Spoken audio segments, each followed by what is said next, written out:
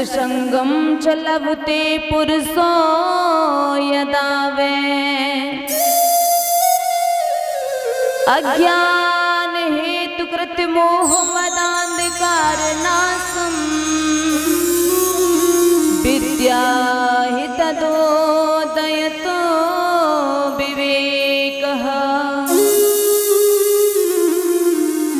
मेरे भैया, एक जन्म नहीं अनंत जन्मों के जब भाग्य होते हैं तब ही श्रीमद् भागवत कथा श्रवण में रुचि हो पाती है, अन्यथा नहीं हो पाती।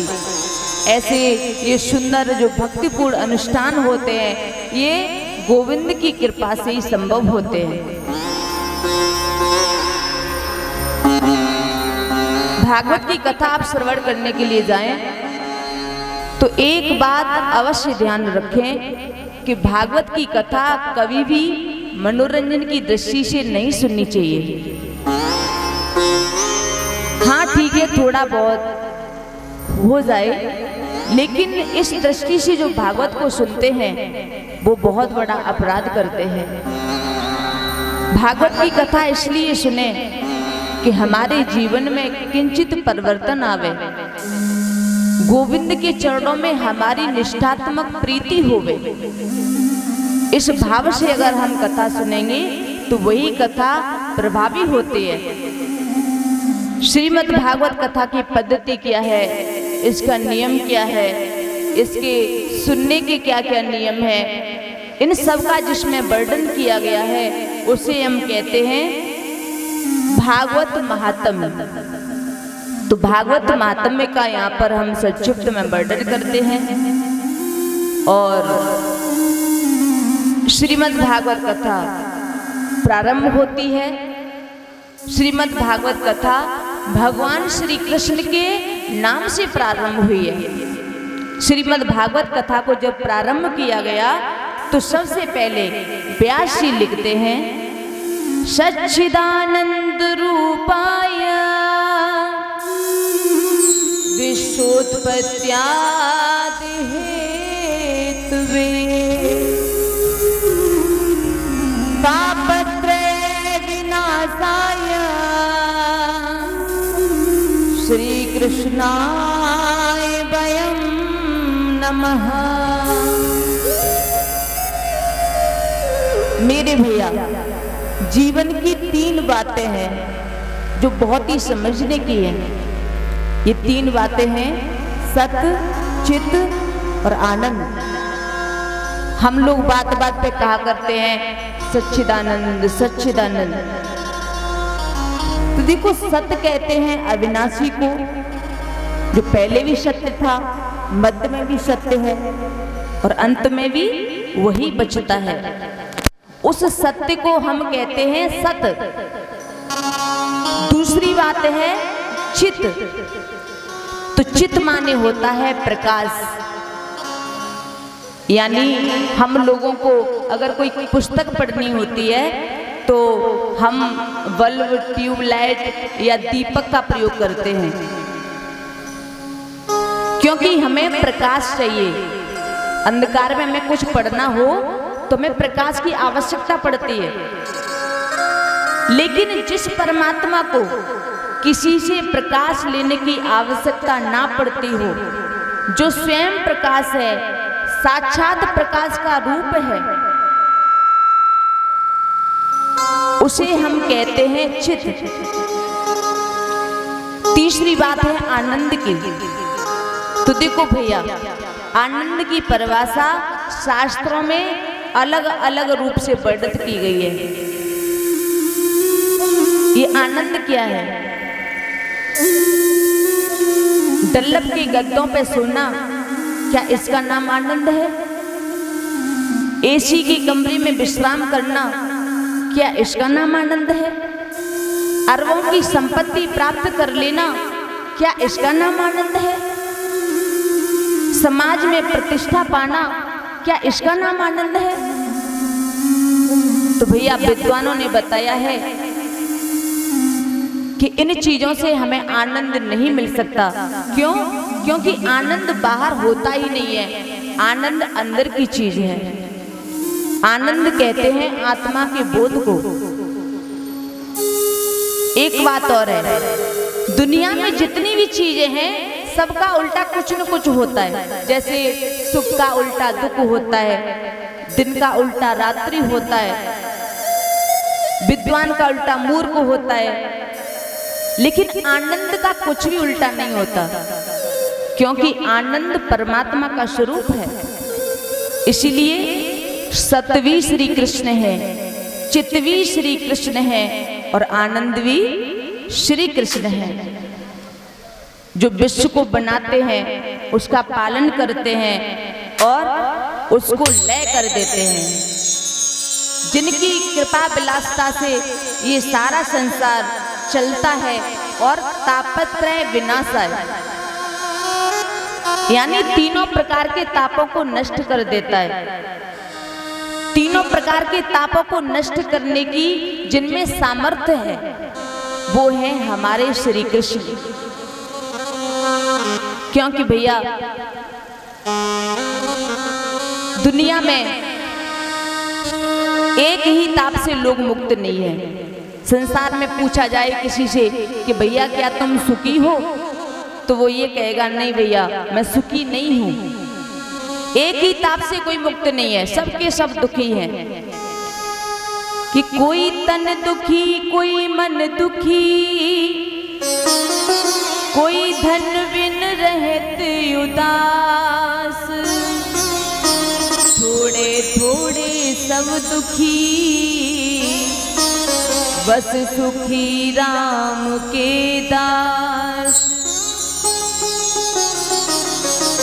मेरे भैया कोई भी व्यक्ति संसार में ये नहीं कह सकता कि मैं सब तरह से सुखी हूं। कोई किसी के लिए दुखी है, कोई किसी के लिए दुखी है। कोई भी व्यक्ति संसार में आपको ऐसा नहीं मिलेगा जो छाती पर हाथ रख के कह दे कि भैया मैं सब तरह से सुखी हूं। बड़े बड़े अरबपतियों को देखो, हजार हजार करोड़ का टर्नओवर होता है, 200 करोड़ का टर्नओवर हर महीने कर रहे हैं, लेकिन खाते क्या है? मूंग की दाल के साथ में सूखा फुल्का। उनसे पूछो कि सेठ जी आपके पास तो कोई कमी नहीं है, फिर ये सूखी रोटी क्यों खा रहे हो? तो कहते हैं भैया अगर मैंने घी लगाकर के रोटी खा ली तो डॉक्टर ने मना किया है, ब्लड प्रेशर हाई हो जाता है। तो कितना भी बड़ा पैसे वाला है, लेकिन खाता क्या है? सूखी रोटी खाता है। अब सोचो जो अरबपति है और वो दाल के पानी से सूखी रोटी खा रहा है। किसी की बड़ी बड़ी इंडस्ट्रियां हैं, लेकिन उसे मानसिक चिंता है। कोई पुत्र के लिए दुखी है, कोई पुत्र से दुखी है। सुखी कोई भी नहीं है और कोई धन बिन रहत उदास। कोई पैसे के बिना दुखी है, कोई पैसे से दुखी है। दुखी सभी हैं। संसार में कोई सुखी है तो वो है भगवान का भक्त, भगवान के दास। सिर्फ राम के भक्त को ही सुख है। बताया है कबीरा सब जग निर्धना,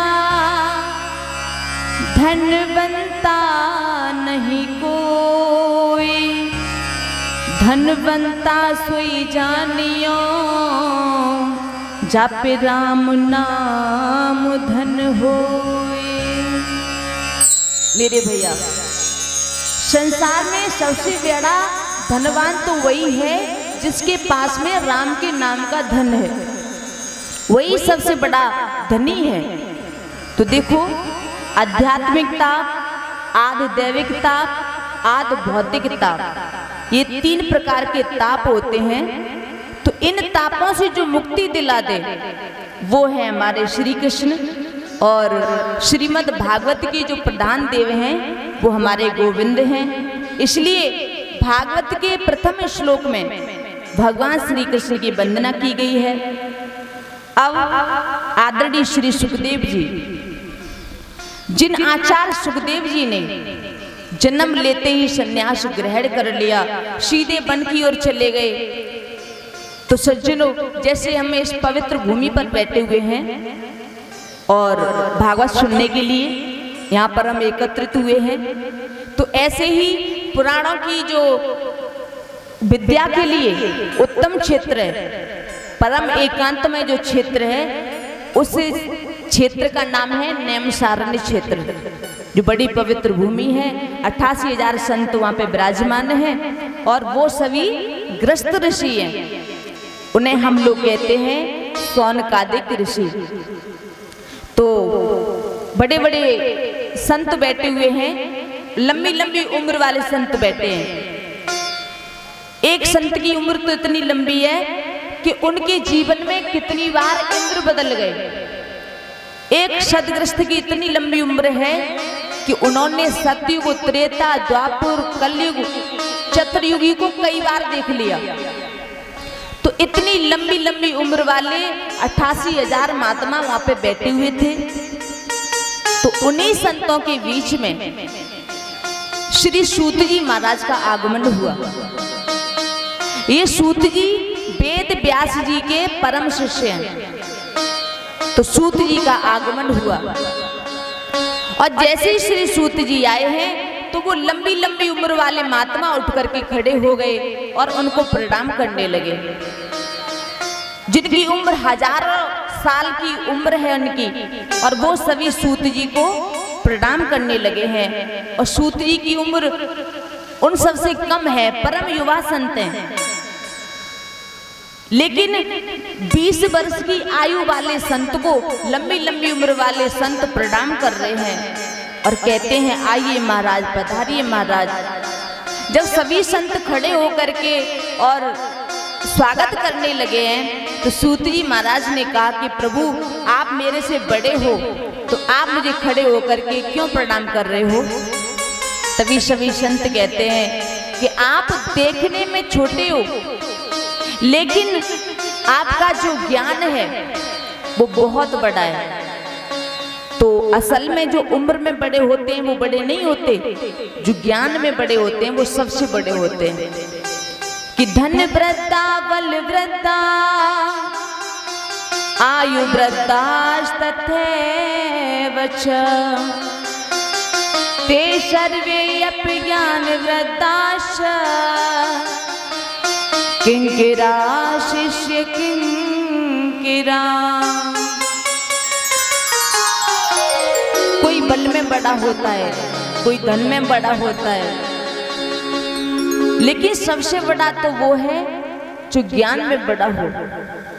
तो सूत जी, आप देखने में छोटे लग रहे हो, लेकिन अज्ञान रूपी अंधकार जो मानव के हृदय में बैठा है उसे दूर करने में आप करोड़ों सूर्य के बराबर हो।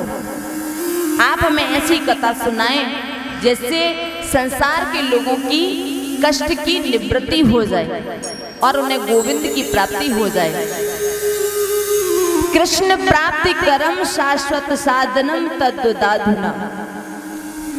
बताया है कि महात्मा, संत और विद्वानों के पास अगर आप जाओ तो उनसे जाकर के आप कभी भी व्यर्थ के प्रश्न ना करें।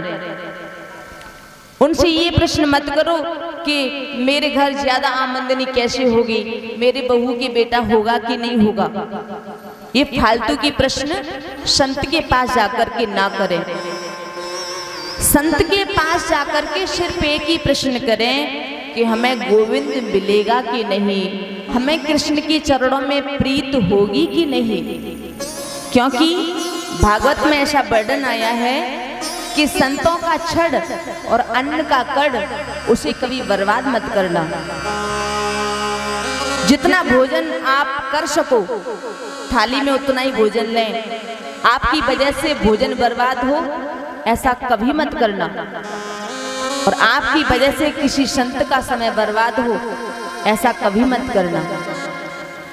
तो ऋषियों ने सूत जी से यही प्रश्न किया कि महाराज, संसार के लोगों के कष्ट की निवृत्ति कैसे हो, ऐसा साधन बताओ कि गोविंद से मिलन कैसे हो।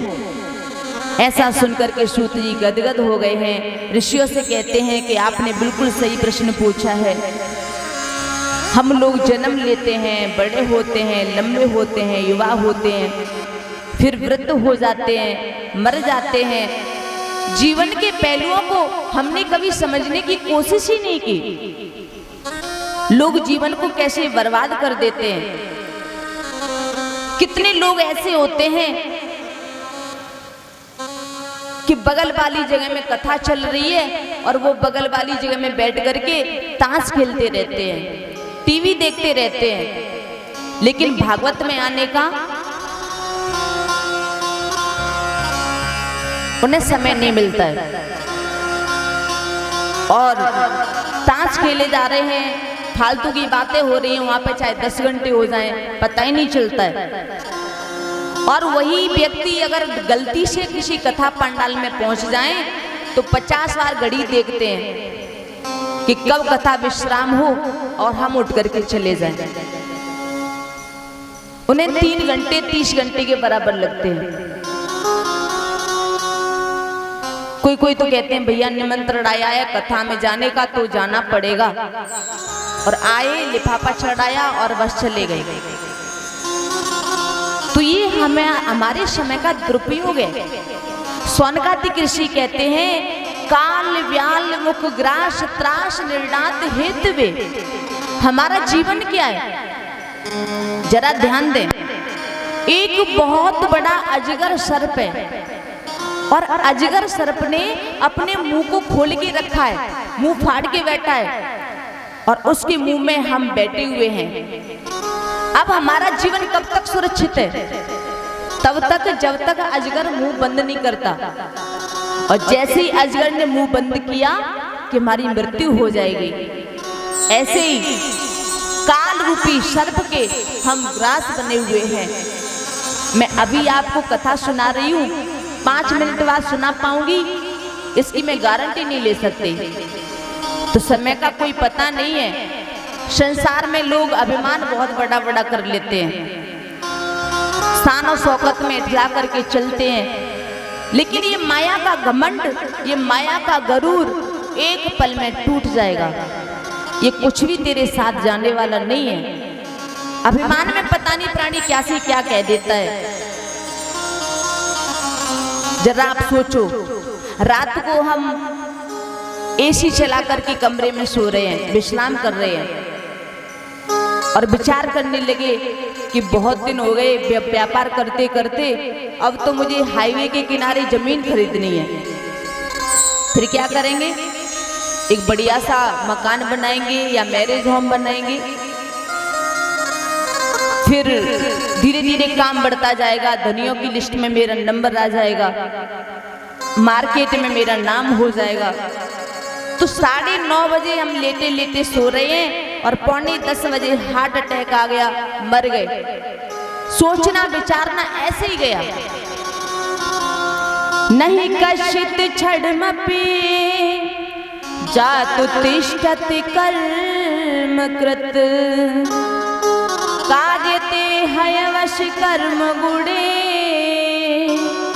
स्वाभाविक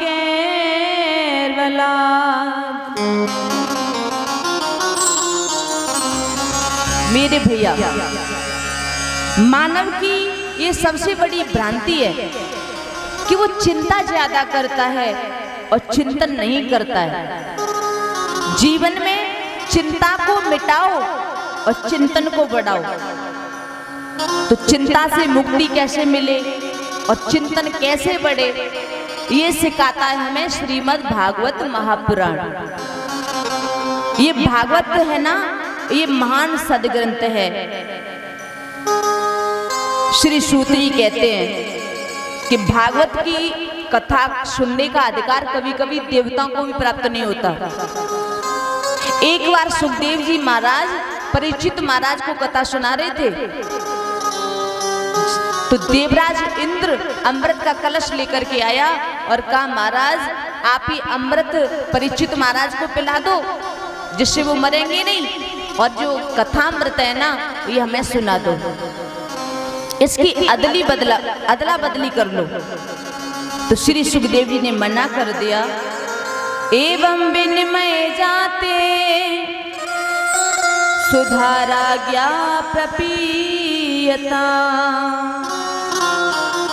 प्रपाश्यामोन्वयं सर्वे श्रीमद्भागवतामृतम्।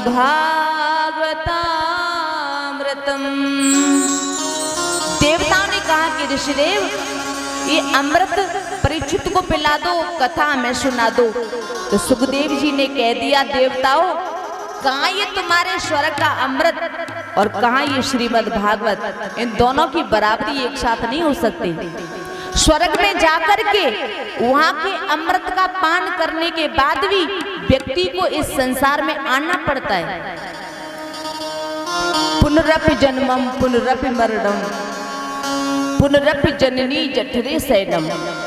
स्वर्ग में जाने के बाद इस दुनिया में वापस आना पड़ता है, लेकिन भागवत अमृत का पान करने के बाद आवागमन से छुट्टी मिल जाती है।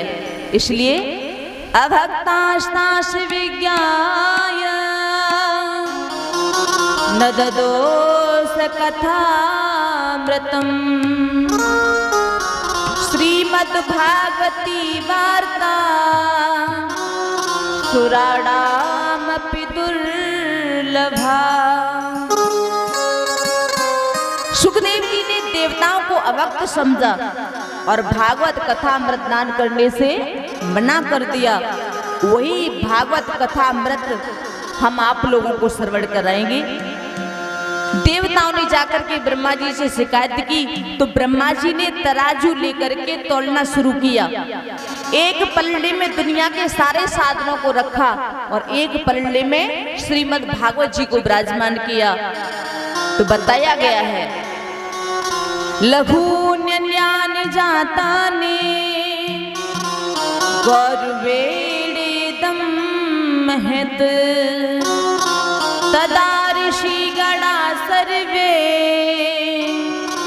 विस्मयं परमं युयुः। ब्रह्मा जी ने जब तराजू लेकर के दोनों को तोला, एक पल्ले में समस्त साधन, एक तरफ श्रीमद् भागवत जी को विराजमान किया, तो बताया है कि जितने भी साधन थे धर्म संस्कारों के वो सभी ऊपर को उठ गए और जिसमें वजन होगा वही तो नीचे को जाएगा। भागवत जी का पलड़ा नीचे रहा।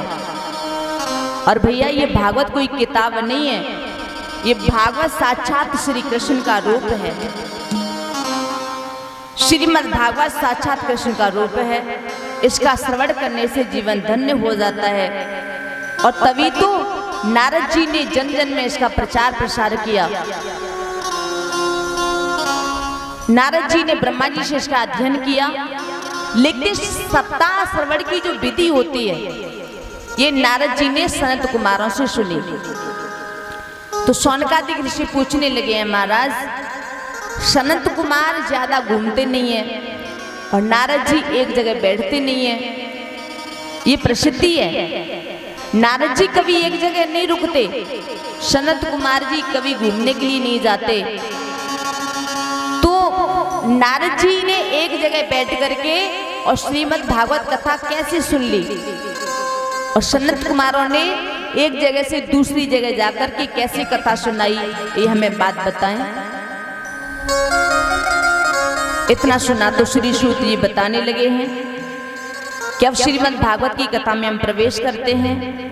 आप सुनेंगे कि नारद जी ने कथा को कैसे सुना और सनत कुमारों ने कथा को कैसे सुनाया।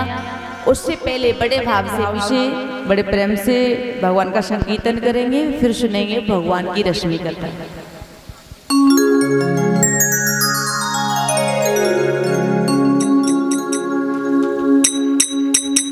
कि राधे राधे बोल, राधे राधे बोल, बरसाने में डोल के मुख से राधे राधे बोल।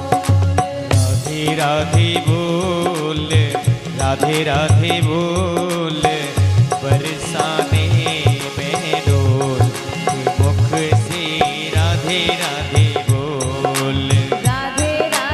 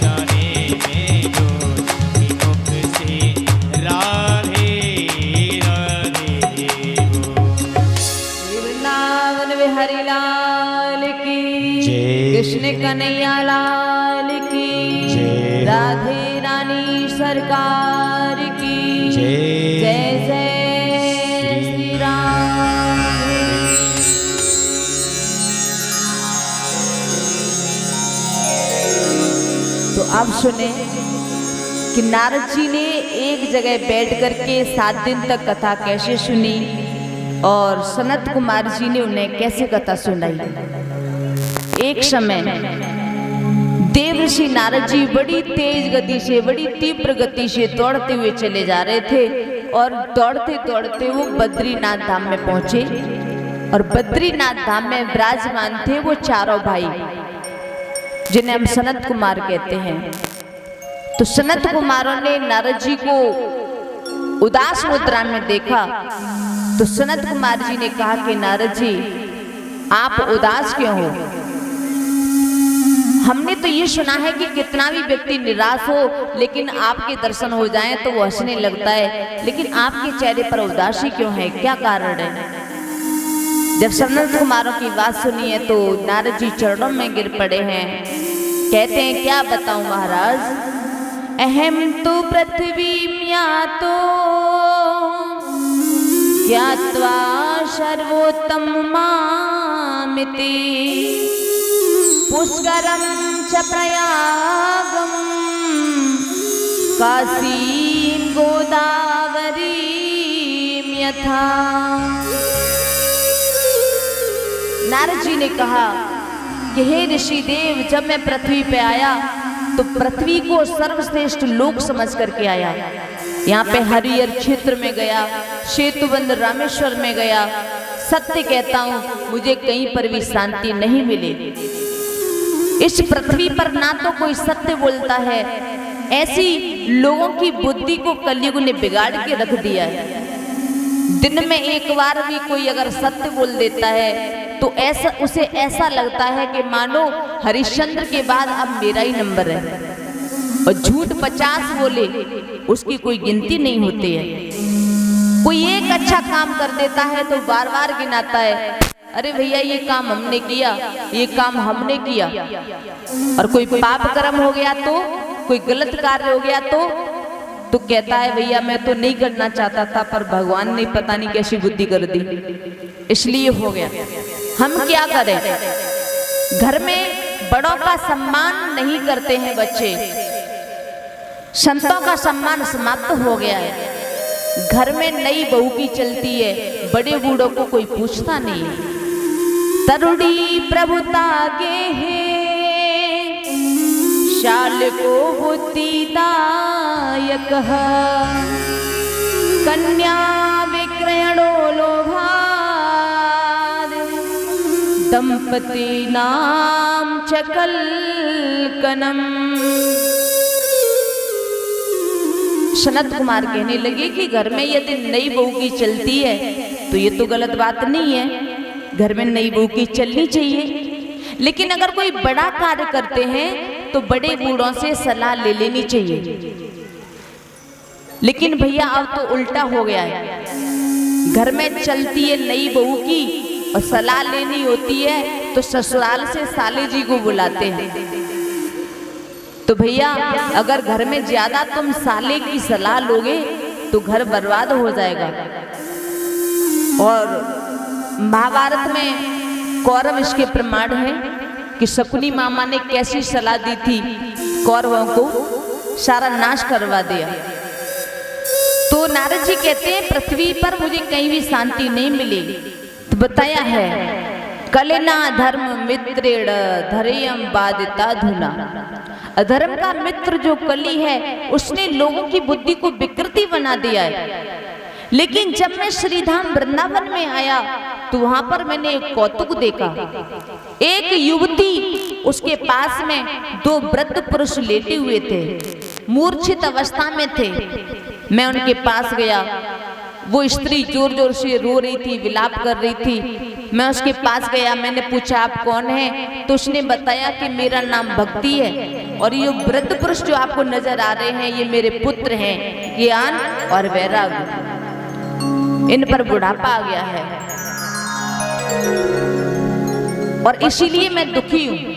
वैसे होना तो ये चाहिए कि माँ बूढ़ी हो, पुत्र जवान हो, लेकिन मेरे साथ उल्टा हो गया है। मैं जवान हो गई हूँ, मेरे बच्चे बूढ़े हो गए हैं। इसलिए आप तो देव ऋषि हैं, आप इनका बुढ़ापा दूर करने का कोई उपाय बता दीजिए। जब उस स्त्री ने मुझसे विनती की तो मैंने ज्ञान वैराग्य का कष्ट दूर करने के लिए वेद वेदांत का पाठ किया, लेकिन उसके ऊपर कोई असर नहीं हुआ। और उसी समय एक आकाशवाणी हुई कि नारद जी तुम्हें एक सत्कर्म करना है। अब मुझे पता नहीं कि वो सत्कर्म कौन सा है, तो प्रभु आप बताइए आकाशवाणी वाला सत्कर्म कौन सा है और ज्ञान वैराग्य का कष्ट कैसे दूर होगा। मैं आपकी शरण में आया हूँ, आप मुझे बताइए। इतना सुना तो सनत कुमार ये बताने लगे हैं, सत्कर्म सूचको नूनम ज्ञान यज्ञ स्मृतो दे श्रीमद् भागवतालापः सत्तुगीत सुकादिविहे। संत कुमार जी ने कहा कि देखो नारद जी, ज्ञान वैराग्य के बुढ़ापे को दूर करना है, भक्ति देवी की कष्ट को दूर करना है, तो उसका सर्वोत्तम साधन है श्रीमद् भागवत सप्ताह ज्ञान यज्ञ। नारद जी बोले लेकिन मैंने तो वेद का पाठ किया है और वेद के पाठ से कुछ नहीं हुआ, तो भागवत से क्या होगा। तो सनत कुमार कहते हैं कि नारद जी ये वेद है ना, ये वेद वृक्ष है और भागवत उसका फल है। वेद रूपी कल्प वृक्ष का अमृतमय फल है श्रीमद् भागवत। तो नारद जी बिना वृक्ष के कभी फल होता है क्या? और जो स्वाद फल में होता है वो वृक्ष में होता है क्या? यद्यपि रस तो उसकी जड़ से ही आता है, तो वेद वेदांत का जो रसमय सार है वो है श्रीमद् भागवत। इतना सुना तो नारद जी ने पूछा कि महाराज कथा कहाँ पे कराएं? सनत कुमार ने कहा कि हरिद्वार में कराओ। तो नारद जी ने हरिद्वार में व्यास मंच लगवाया है और मंच पर चारों भाई आसीन हो गए हैं और भागवत की कथा प्रारंभ हुई। तो नारद जी ने एक आसन लगा लिया। देखो नारद जी विरक्त हैं तो अकेले बैठ के कथा सुन रहे हैं। यदि हम ग्रस्त हैं तो पत्नी के साथ बैठकर के कथा सुननी चाहिए। और एक बात का ध्यान रखें, हर कार्य में पत्नी का स्थान बायां होता है, लेकिन भागवत में पत्नी का स्थान दाईं तरफ होता है। भागवत सुनने के लिए पत्नी को दाईं तरफ बिठाना चाहिए, दाईं तरफ बिठा करके आप भागवत की कथा सुने। तो नारद जी अकेले आसन पर बैठे, उन्होंने 3 आसन और लगा दिए भक्ति ज्ञान और वैराग्य के लिए और कहा कि आप आइए, भक्ति ज्ञान वैराग्य आपके लिए मैं ये कथा करवा रहा हूँ। तो भक्ति ज्ञान वैराग्य वहाँ पे आ जाते हैं और नारद जी यजमान बन गए हैं, मुख्य श्रोता बन गए हैं। तुलसी देवी की स्थापना की गई है। अब तो धीरे धीरे वहाँ पर हजारों संतों की भीड़ एकत्रित हो गई। सनत कुमार जी कथा कह रहे हैं, नारद जी कथा करा रहे हैं। बड़े आनंद की बात है, संत महात्मा मुनितनों का आगमन होने लगा है, कुंभ जैसा वातावरण बन गया है और भक्ति ज्ञान वैराग्य भी आसन पर बैठ गए हैं। और सनत कुमार ने बड़ा ही सुंदर आख्यान कहा है श्रीमद् भागवत का। यहाँ पर सनत कुमार कहते हैं कि देखो नारद जी, शास्त्रों के बारे में कभी भी शंका मत करना और मन में शंका को मिटाना भी अपराध है। इसलिए अगर कोई शंका आए तो तुरंत उस शंका को नोट करो और जब कथा विश्राम हो तो उस समय व्यास जी से जाकर के उस शंका का समाधान अवश्य करा ले। तो संत कुमार जी कथा सुना रहे हैं। भक्ति माता अपने पुत्रों के साथ विराजमान हो गई हैं, लेकिन किसी को दिखाई नहीं दे रही हैं। तो नारद जी ने यहाँ पे एक प्रश्न कर दिया कि महाराज आप एक बात बताइए, यदि कोई भक्त व्यक्ति भागवत की कथा सुन करके मुक्ति को प्राप्त करता है तो इसमें कोई आश्चर्य की बात नहीं है, लेकिन क्या कोई पापी भागवत की कथा सुन करके उसका कल्याण हो सकता है? सनत कुमार ने कहा नारद जी बिल्कुल, पापी का भी भागवत सुनकर के कल्याण हो सकता है। संत कुमार जी बताते हैं कि एक पापी का कैसे उद्धार हुआ, ये हम आपको कथा के माध्यम से सुनाएंगे। ये मानवा पाप कृतस्तु सर्वदा सदा दुराचारता विमार्गगा क्रोधाग्निदग्धा कुटिलाश कामिनः सप्ताह यज्ञेन कलो पुनन्ति ते। जिस मनुष्य ने जीवन में कभी भी कोई सत्कर्म ना किया हो, दुराचार परायण जिसका जीवन रहा हो, क्रोध रूपी अग्नि में जो हमेशा जलता रहा हो, ऐसा दुराचारी व्यक्ति किसी के द्वारा 7 दिन तक भागवत की कथा सुन ले तो निश्चित रूप से उसके जीवन में परिवर्तन आएगा ही आएगा। जो इंसान सत्यहीन हो, सत्य सम्भाषण ना करता हो, माता पिता की सेवा नहीं करता हो, बड़ शंकर पद्धति से प्रकट हुआ हो। बड़ शंकर का मतलब होता है माँ किसी बिरादरी की, पिता किसी बिरादरी का। ऐसी उपस्थिति में जो व्यक्ति उत्पन्न होता है तो 5 प्रकार के उग्र तापों से जिसकी प्रवृत्ति रही हो और वो भी अगर 7 दिन तक भागवत की कथा सुन ले तो उसका मन पवित्र हो जाता है। और मैं तो यहाँ तक कहता हूँ कि उसका भी कल्याण हो जाता है। और यहाँ तक बताया है कि पाप कर्म करते करते कोई व्यक्ति मर जाए, उसकी मृत्यु हो जाए और मृत्यु होने के बाद वो प्रेत योनि में पड़ जाए, भूत पिशाच बन जाए और उसके नाम से अगर हम कथा कराएं तो उसका भी उद्धार हो जाता है, उसकी भी मुक्ति हो जाती है। प्रेत बनने के पश्चात भी मुक्ति मिल सकती है, मोक्ष मिल सकता है। इतना सुना तो नारद जी ने कहा कि आप हमें कोई कथा सुनाएं। तो सनत कुमार जी बताते हैं कि हम आपको कथा सुनाएंगे कि एक प्रेतात्मा को कैसे भागवत की कथा सुनकर के मुक्ति प्राप्त हुई।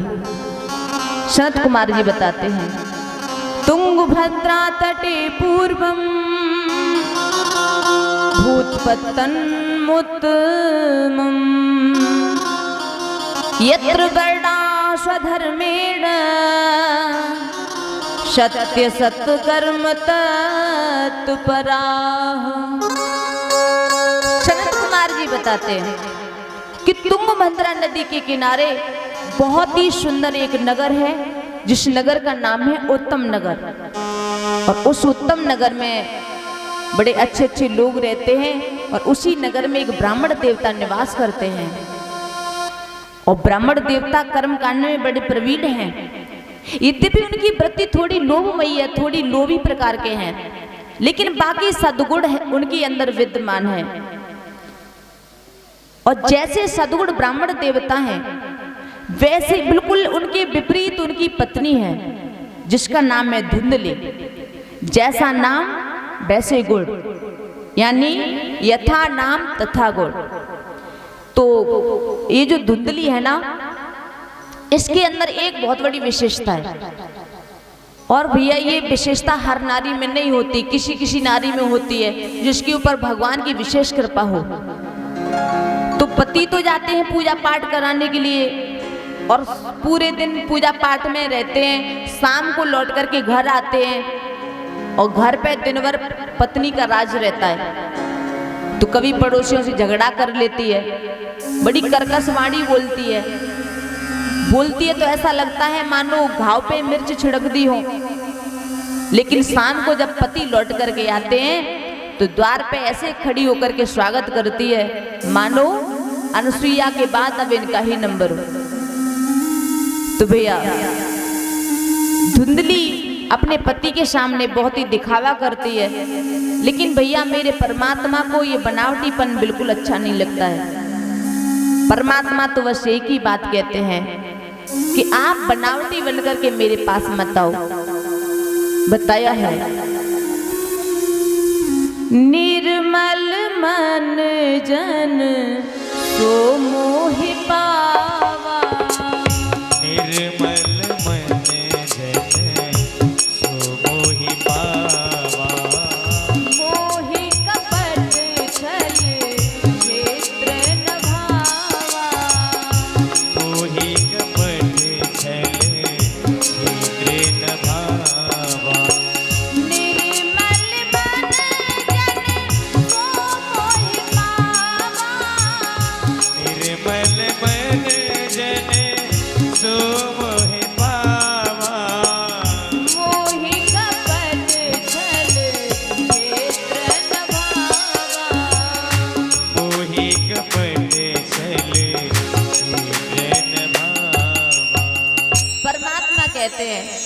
कि तुम दिखावा मत करो, तुम जो ये बनावटीपन करते हो ये मुझे बिल्कुल पसंद नहीं है।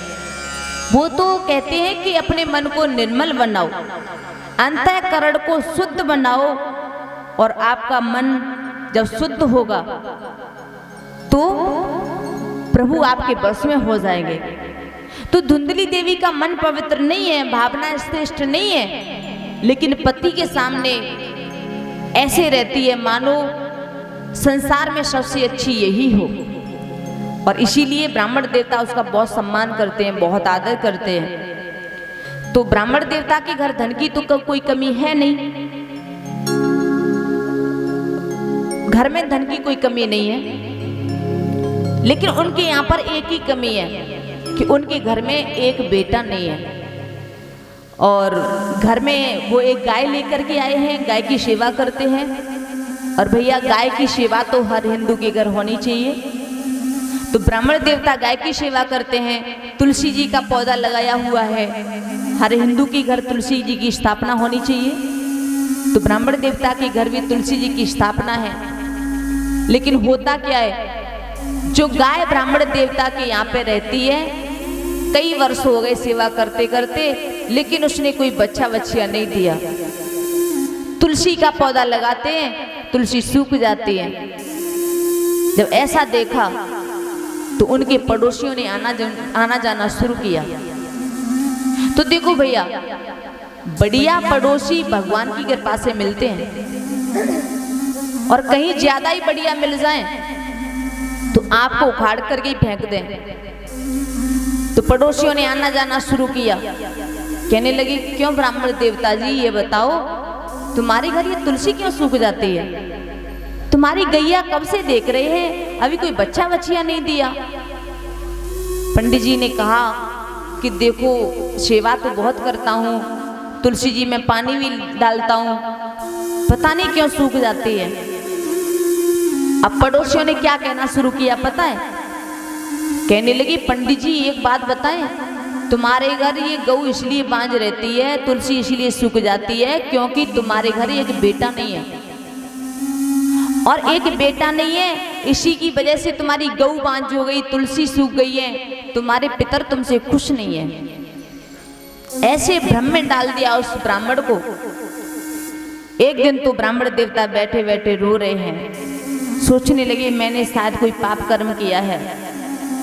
गांव से दूर निकल गए, एकांत में जाकर के बैठ गए हैं, भगवान से प्रार्थना करते हैं कि प्रभु मुझसे क्या गलती हो गई है, क्या पाप हो गया है। रोते रोते भगवान से ध्यान लगाते हैं।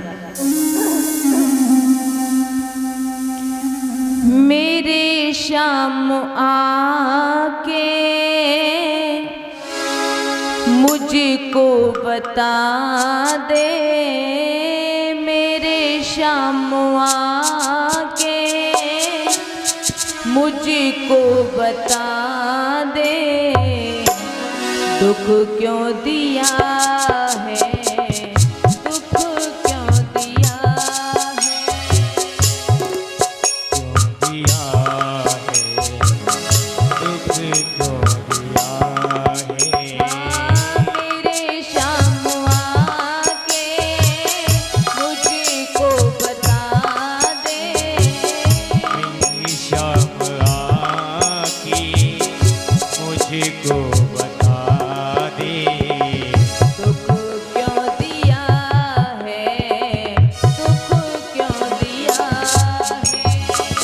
दुख क्यों दिया है, दुख क्यों दिया है।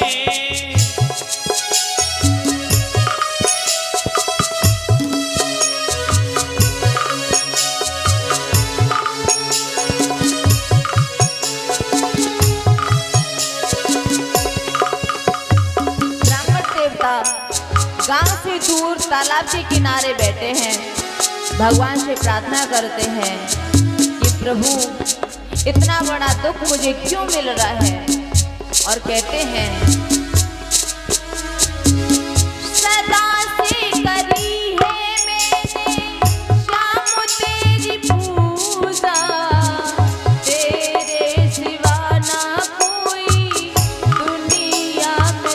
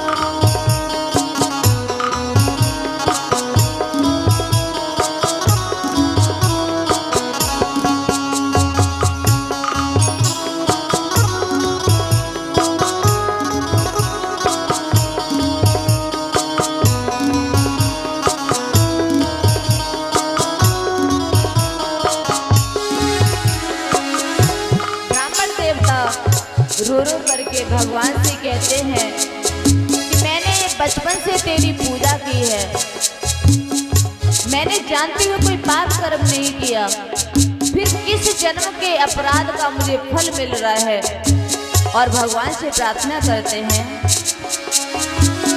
दुनिया में स्वामी कैसे चेहरा दिखाऊं, लगा दाग काला कैसे उसी को छुड़ाऊं। दुनिया में स्वामी कैसे चेहरा दिखाऊं, लगा दाग काला ऐसे कैसे छुड़ाऊं।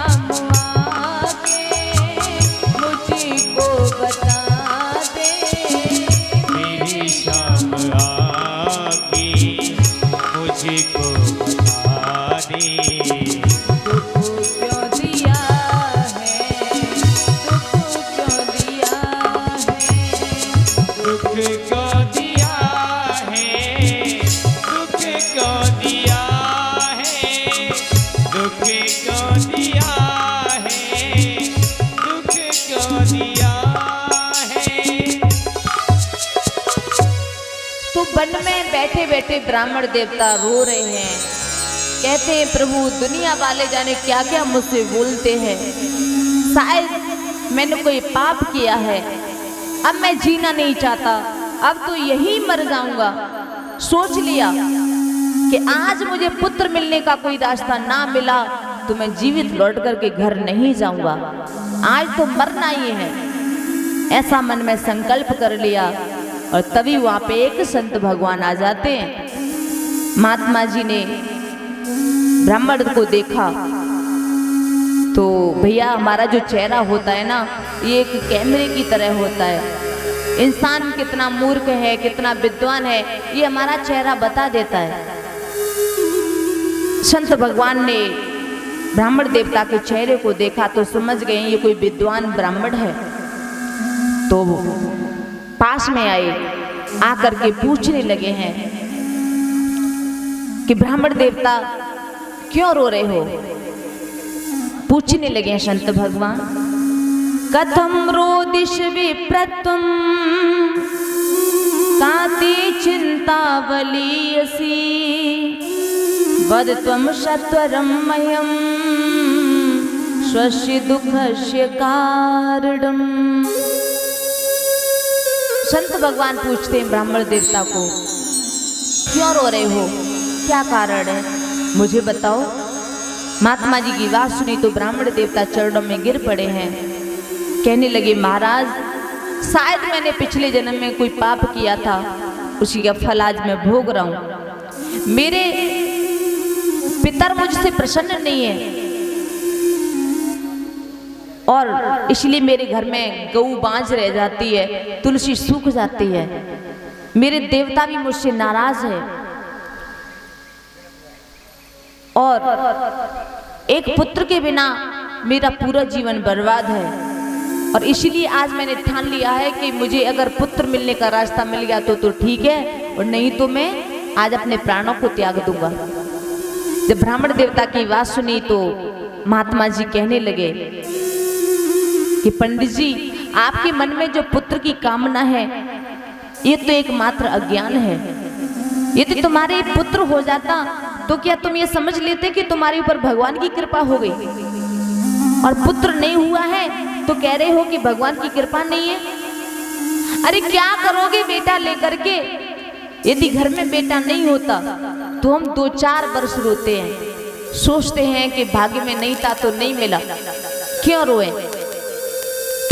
अगर पुत्र होकर के और खत्म हो जाए तो भी 2-4 साल पीड़ा मन में रहती है कि क्या करें, हुआ तो था लेकिन मर गया। लेकिन यदि पुत्र होकर के कुपुत्र निकल जाए तो सारे जीवन का रोना हो जाता है। अगर ज्यादा ही तुम्हें पुत्र की कामना है तो आप गोविंद को पुत्र बना लो। ये संसार बड़ा विचित्र है पंडित जी, ये संसार के बेटे धोखा दे जाते हैं लेकिन मेरा गोविंद कभी धोखा नहीं देता है। तो आप गोविंद को पुत्र बना लो। आप पुत्र की कामना क्यों कर रहे हो? वो पुत्र हमारे लिए क्या करता है? हम उसका बड़े प्यार से पालन करते हैं लेकिन अंत में वो क्या करता है? हमारी खोपड़ी में डंडा मारता है, खोपड़ी फट जाती है, उसमें घी भर देता है। केवल इसी कार्य के लिए हम पुत्र की कामना करते हैं। यदि वो पुत्र कुपुत्र निकल जाए तो 1 लोटा नहीं 50 लोटा घी भर देगा, फिर भी आपकी मुक्ति नहीं हो सकती। इसलिए आप भगवान को पुत्र मानो। अनन्य ममता विष्णु ममता प्रेम संगता भाव सैव संद्रात्मा बुद्धि प्रेमा निगध्यते। जैसी ममता हम संसार में करते हैं वैसी ममता गोविंद के चरणों में हो जाए तो हमारा कल्याण हो जाएगा। इतना सुना तो पंडित जी संत भगवान के चरणों में गिर पड़े। महाराज यही तो बात है, इन संतों से थोड़े दिल की बात क्या कह दो, ये तो ज्ञान बखानना शुरू करते हैं, सत्संग सुनाना शुरू कर देते हैं। महाराज मुझे ज्ञान नहीं चाहिए, मुझे पुत्र चाहिए। पुत्र होने का कोई रास्ता हो तो बता दो, नहीं तो आपके सामने यहीं पर आत्महत्या कर लूंगा। संत भगवान ने बहुत समझाने की कोशिश की लेकिन ब्राह्मण देवता के समझ में नहीं आई। संत भगवान समझ गए हैं, उनके मन में करुणा आ गई। उन्होंने एक फल निकाला, ब्राह्मण देवता को दे दिया, कहा कि अपनी पत्नी को खिला देना। सारे नियम बता दिए कि ये नियम करने हैं, सुंदर पुत्र होगा। अब फल लेकर के ब्राह्मण देवता बड़े प्रसन्न मन से घर पे लौट के आए हैं और वो फल अपनी पत्नी को दे दिया, कहा लो इस फल को तुम खा लो, हमारे घर में सुंदर पुत्र की प्राप्ति होगी। तो धुंधली ने उस समय तो कह दिया ठीक है खा लूंगी। ब्राह्मण देवता फल रख करके चले जाते हैं। अब वो धुंधली उस फल को देख देख करके रोने लगी। जब फल को देख देख करके रो रही थी उसी समय उसकी एक सहेली उसके पास में आ जाती है, पूछने लगी क्यों रो रही है? धुंधली ने कहा कि इस फल के कारण रो रही हूँ, मेरे पति लेकर के आए हैं, इस फल को खा लूंगी तो मैं गर्भवती हो जाऊंगी और मैं गर्भवती नहीं होना चाहती, मैं किसी बच्चे को जन्म नहीं देना चाहती।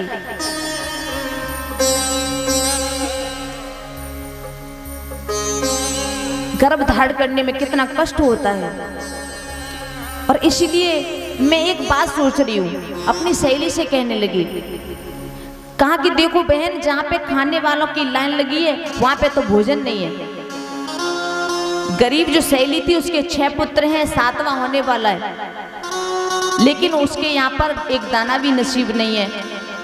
धुंधली कहती है देखो मेरे घर अरबों की दौलत है लेकिन खाने वाला नहीं है। सहेली से कहने लगी तुम एक काम करो, मेरे पति बड़े भोले वाले हैं, पूजा पाठ के अलावा उन्हें कुछ और नहीं आता। इस बार तुम्हारे घर में अगर कोई पुत्र जन्म लेकर के आए तो तुम उसे मुझे दे देना, मैं तुम्हें बहुत सा धन दे दूंगी। सहेली ने कहा ठीक है।